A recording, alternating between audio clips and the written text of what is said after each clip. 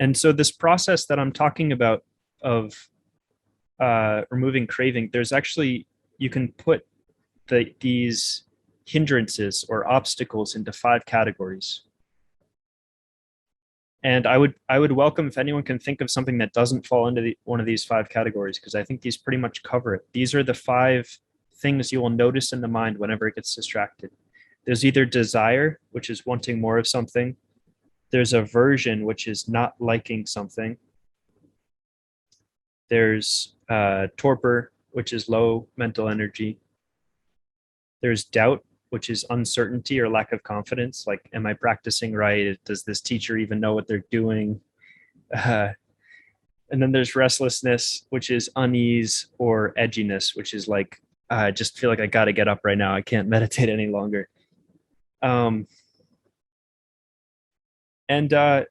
These aren't enemies. These aren't your enemies. These are actually, if we go back to, these are just program A and B being slightly confused, being a little bit misguided about what you need right now. Because what you'll notice is that these hindrances are all attempts for the mind to self-preserve itself, right? It wants things that would have helped it survive and reproduce. It doesn't want things that would have been dangerous to it. It feels tired because it needs to rest. It feels doubt because it needs to figure things out. And it feels restlessness because, there's things to do, or, it's the mind wants you to be happy. It's just a little bit confused. There's a teacher who likens these to like a GPS signal that's just a little bit off or something. It's like pointed in the wrong direction. And so what you're doing is you're not trying to get angry at the mind when you notice these things. You're just relaxing them and telling the mind, it's okay right now. I don't need to be so restless and desiring, that next thing that needs to get done. I can just be content right now. And so you let go of those obstacles. You bring the mind back to the object of meditation.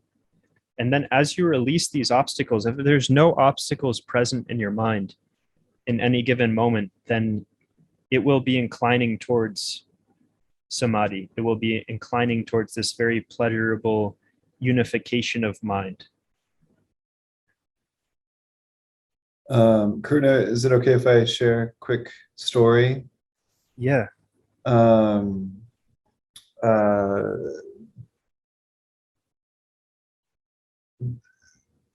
So these obstacles or hindrances, I think it's like what Karuna just shared is really, really important. And I just want to echo it that it doesn't mean that these are bad or that they're wrong. And a lot of people get that impression that they need to fight these.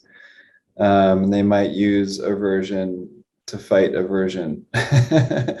Or restlessness or something. And it's really important to not necessarily judge these or fight these.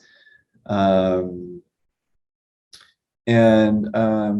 noticing whether any of these are present, and if so, how much are they present, is a really useful practice in and of itself, is to notice, how much desire may be present, aversion, torpor, doubt, restlessness, and to notice that and to work with that. There is one monk named Analio Bhikkhu, who may be regarded as the most prolific scholastic monk in the world, who writes a lot of various themed articles and essays and publications. But he looks at whether any of these obstacles are present before he engages in most activities. So this is one of his primary practices, in which he will sense into, whether any obstacle is here, and if so, how many of them, and he'll work with them before re-engaging not only with meditation, but also his creative pursuits, communication, etc. And he said that this practice is responsible for the volume of his output and also the quality of his output and the quality of his engagement in the world. And so I think this can be a quite a useful exercise to bring mindfulness to these quote unquote obstacles before engaging in meditation or creative pursuits or business pursuits or engaging with our family, so that we know what kind of baggage we're bringing to the table. We can own it and we can work with it, so that we're not then sort of having that incorrect GPS signal show us the wrong way to engage with our experience and with others. So just wanted to share that thought here. Yeah, thank you, Sean. And yeah, it's a great way to, I think, start any activity, right? And also start your meditation practice when first thing when you sit down, just notice, all right, what's here? Who am I dealing with today? And like Sean said, I mean, these obstacles do travel as a gang. Usually they show up in bunches. Like there's not just aversion, there's aversion and doubt and restlessness. And that's fine. It's just like, all right, that's who we're dealing with today.